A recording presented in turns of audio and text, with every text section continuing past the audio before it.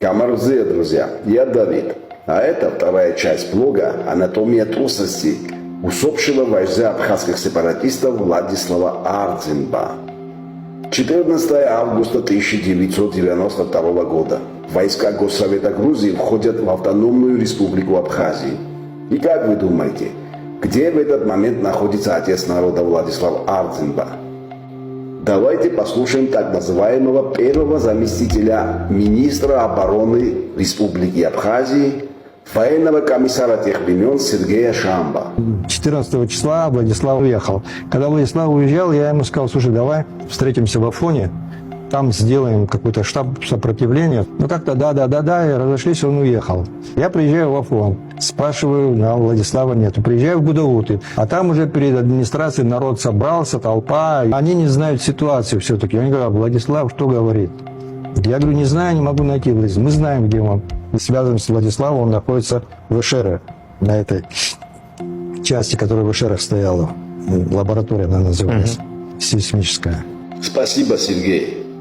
Так где же находился отец народа в столь решающий для народа момент? Конечно же, прятался на российской базе. Играл в прятки с работодателями. Окей, перемотаем вперед, 15 марта 1993 года. Об этом эпизоде нам расскажет Валерий Айба, бывший так называемый заместитель министра обороны Абхазии. Это, конечно, для нас была трагедия. У нас тогда погибло 300 человек. Волнения пошли. Мы здесь в штабе находимся. Оттуда прибегает: срочно ноги уносите. Народ идет, сейчас вас разорвут, особенно Павлик, тебя и Валеру. Пусть идут, пусть разорвут, значит, заслужили. От народа своего мы убегать не намерены. Сергей вышел, когда к ребятам, к женщинам. А Владислав, он не смог выйти к женщинам. А Владислав, он 2 дня не мог прийти в себя. Представьте себе ситуацию. Наступление захлебнулось, сотни убитых. К штабу идет толпа разгневанных женщин. Шамба и Айба выходят к ним. А где вождь?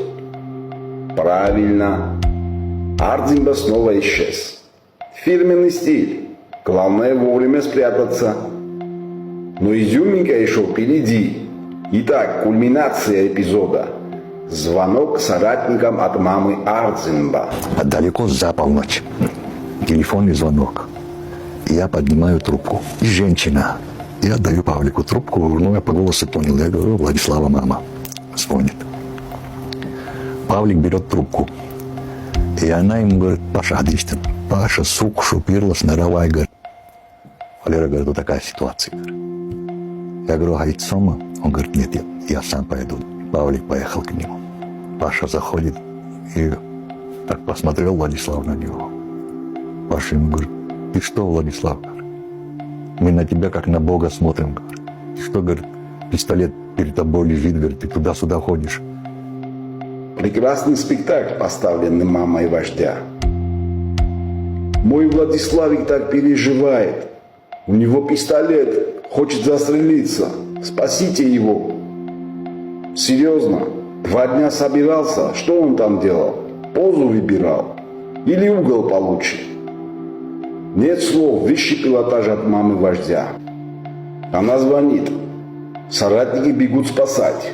Вытаскивает его из комнаты, и все, лидер снова на коне. Вот так выглядит анатомия страха вождя сепаратистов Владислава Ардзинба.